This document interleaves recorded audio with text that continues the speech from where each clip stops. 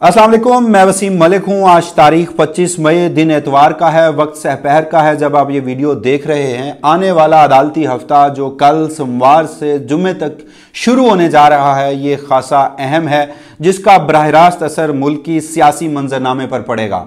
Supreme court of Pakistan से कुछ बड़ी खबरें सामने आ सकती हैं और उस हवाले से सुप्रीम कोर्ट ऑफ पाकिस्तान का 11 रुकनी आईनी बेंच और उसके सरबराह जस्टिस अमीनुद्दीन खान, आप यूं कह लीजिए कि गुज़श्ता हफ्ते उन्होंने अपने पांव पर कुल्हाड़ी मारी है, क्योंकि कल दिन 11:30 बजे कमरा अदालत नंबर 1 ये आईनी बेंच खुद को एक्सपोज करने जा रहा है। वो किस तरह से आज की इस वीडियो में तफसीलन आपके सामने गुफ्तगू रखूंगा। जबकि दूसरा एक और अहम तरीन मामला वो भी सुप्रीम कोर्ट ऑफ पाकिस्तान के एक और आईनी बेंच से जुड़ा है और वो बराह रास्त इस्लामाबाद हाई कोर्ट के उन 5 जजेस के मामले के साथ है जो कि अपने हल्फ, अपने आइन और कानून पर अमल दरामद के सिलसिले में हर तरह की रियासती फस्तायत का सामना किया और उन्होंने बहुत सारे मामले में कुर्बानियां दी, मगर आज भी वो अपने स्टांस पर खड़े हैं। तो गुज़श्ता हफ्ते जो आईनी बेंच था उसमें एक ऐसा गैर मामूली काम हुआ कि इन 5 जजेस को एक गैर मामूली सपोर्ट मिली है, इनके मौक़िफ़ की जीत हुई है, इनके बयानिए की तक़वियत हुई है और जो एक नॉर्मलाइज करने की कोशिश की जा रही थी इस्लामाबाद हाई कोर्ट में जस्टिस सरफराज डोगर के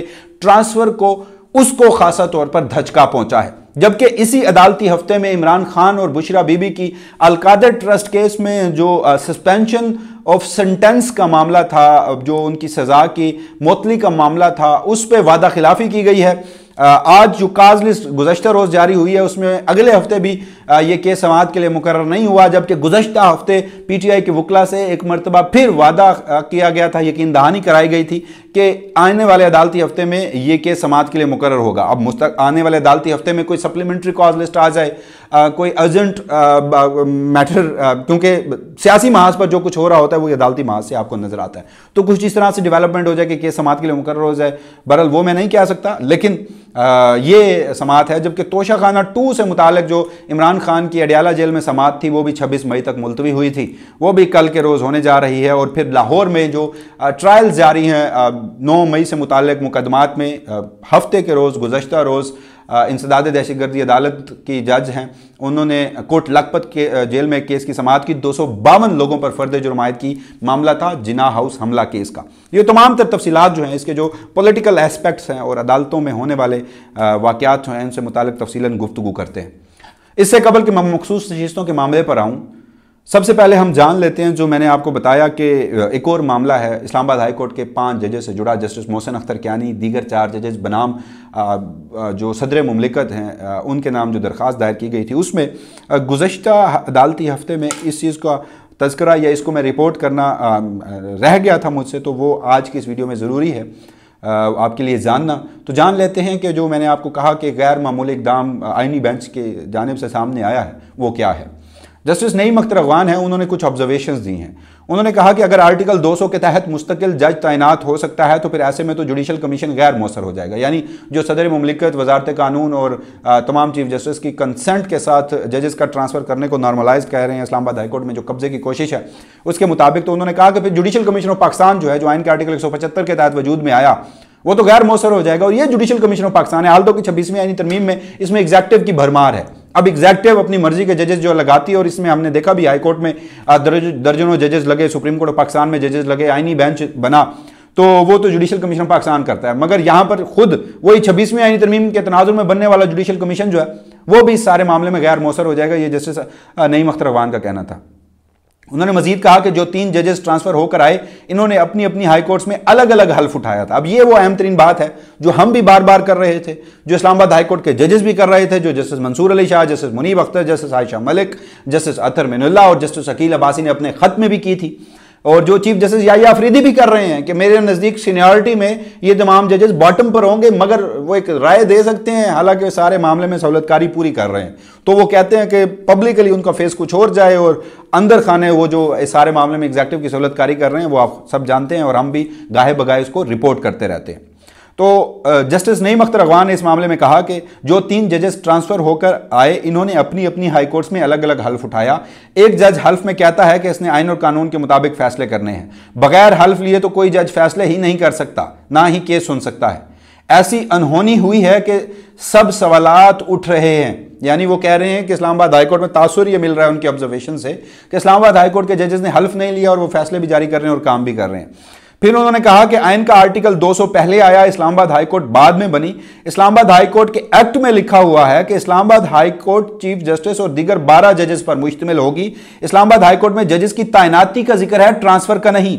एक्ट में लिखा हुआ है कि जजेस 4 सूबों से लिए जाएंगे, हाई कोर्ट्स का जिक्र नहीं। यानी वो एक बड़ी टेक्निकल बात यहां पर कर रहे हैं जस्टिस नईम अख्तर अगवान, और वो कह रहे हैं कि इस्लामाबाद हाईकोर्ट के एक्ट में लिखा हुआ है, ये जो जनाब याहिया खान कहते हैं ना कि हारमोनी होगी, लसानियत की बुनियाद पर जजेस तमाम सूबों से इस्लामाबाद हाईकोर्ट में होने चाहिए, तो जस्टिस नईम अख्तर अगवान ने बताया कि एक्ट के मुताबिक ये लिखा हुआ है कि तमाम सूबों से जजेस होंगे, लेकिन किसी और हाई कोर्ट से ट्रांसफर होकर आएंगे ये नहीं लिखा हुआ, बल्कि ये लिखा हुआ है कि उनकी नई तैनाती की जाएगी। अब बलोचिस्तान से भी जज हैं, सिंध से भी जज हैं, KPK से जज हैं, पंजाब से जज हैं, इस्लामाबाद से जज हैं, इस्लामाबाद हाईकोर्ट में पहले ही तमाम सूबों से थे। उन्होंने मजीद कहा कि अगर ट्रांसफर किया जाता है तो कानून में ऐसा लिख दिया जाता। जस्टिस सरफराज डोगर की तैनाती से 10 दिन कबल एक जुडिशल कमीशन का इजलास हुआ था। इस इजलास में बलूचिस्तान से ताल्लुक रखने वाले एक सेशन जज राजा जवाद अब्बास के नाम पर भी गौर हुआ था। अगर बलूचिस्तान से मुस्तकिल जज लाना था तो सेशन जज राजा जवाद अब्बास का नाम क्यों ड्रॉप किया गया? यह सवाल अटॉर्नी जनरल से पूछेंगे, वो आईना समात पर जवाब दें। तो ये मैं कह रहा था कि गैर मामूली इक़दाम हुआ है। यानी आप देखिए, मैं ये कतन नहीं कह रहा कि फैसला इनके हक में आएगा, या एक जज की जानिब से जो ऑब्जर्वेशन, यहां पर यह भी होता है कि जजेस की जानिब से ऑब्जर्वेशन कुछ और होती है, फैसला कुछ और होता है, मैं मानता हूं, और यह भी कि फैसला उनके खिलाफ ही आएगा, मुझे पता है।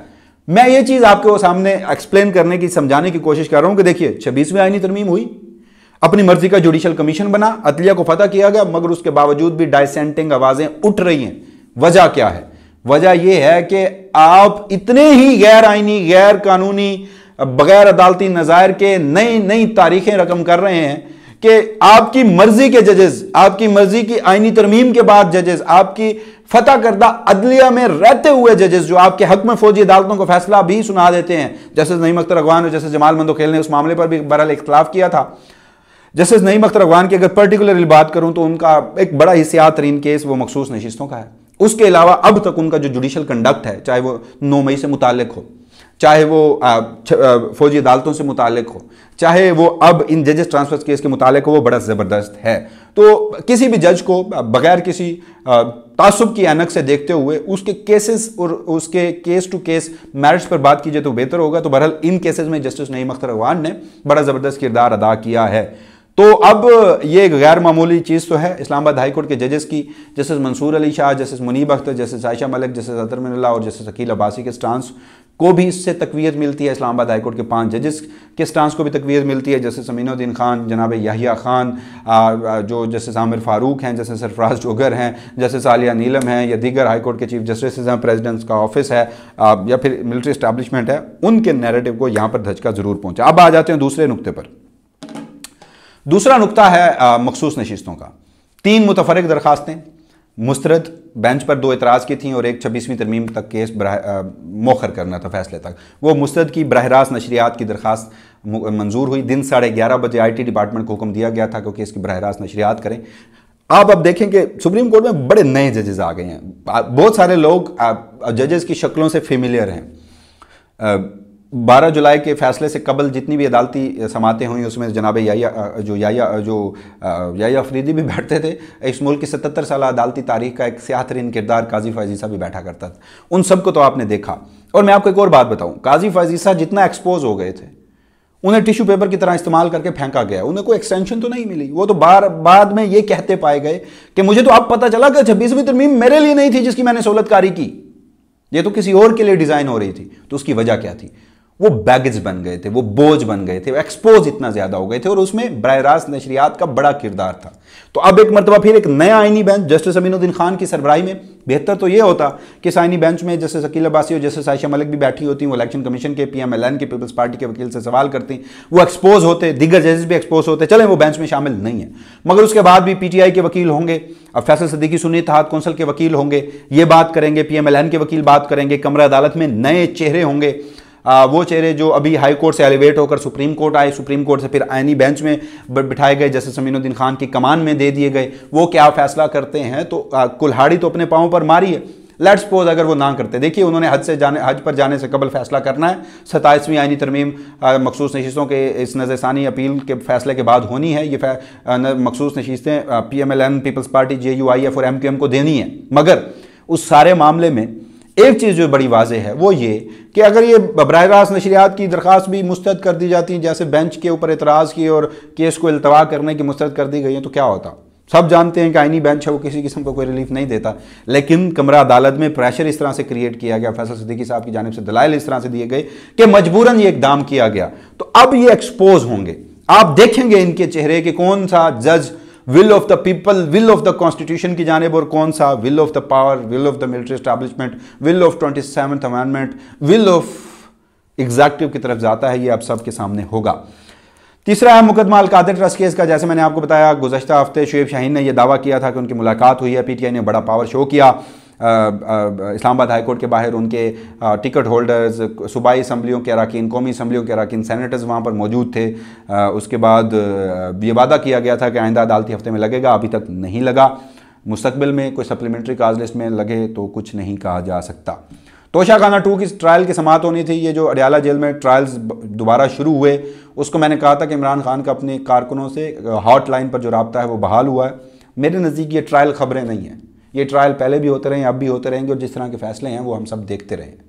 खबर यह है कि इमरान खान का गुज़श्ता 4 माह में 26 नवंबर के बाद जो सबसे बड़ा इकदाम था वो ये था कि उनको क़ैद तन्हाई में उनका कम्युनिकेशन लाइन, उनके बयान कट कर दिए गए थे, मीडिया पर नहीं आते थे, एक्स पर नहीं आते थे, उनके कारकुनों तक नहीं पहुँचते थे। पता नहीं था कि इमरान खान साहब कैसे हैं, लोग परेशान होते थे PTI के कारकुन, पता नहीं था कि वो किस मामले पर क्या नैरेटिव रखते हैं। तो अब वो बहाल हुआ, तोशाखाना 2 की समाअत होनी है। लेकिन जिस तरह से इमरान खान ने फील्ड मार्शल से मुताल्लिक एक स्टेटमेंट दिया, मुझे नहीं मालूम कि ये अब समाअतें मज़ीद कितना देर, वैसे तो हैं इसी हफ्ते में होनी है, लेकिन क्या होनी भी हैं ये मरतबा फिर मुलतवी और मौखर कर दी जाती हैं, सख्तियाँ बढ़ा दी जाती हैं।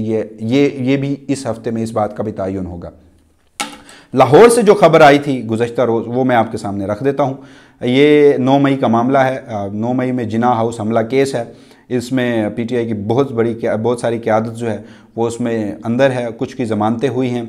जनाब याहिया खान ने 4 महीनों के अंदर फैसले करने का हुक्म दे रखा है। तकरीबन 1.5 माह तो गुजर गया है। इंसदाद दहशतगर्दी अदालत लाहौर के जज मंजर अली गुल ने गुज़श्ता रोज़ जिना हाउस, जो कि कोर कमांडर की रिहायशगाह थी, हमला केस में पाकिस्तान तहरीक इंसाफ से ताल्लुक़ रखने वाले रहनुमाओं समेत कारकुनों पर, जो कि 252 हैं, फ़र्द जुर्म आयद की है।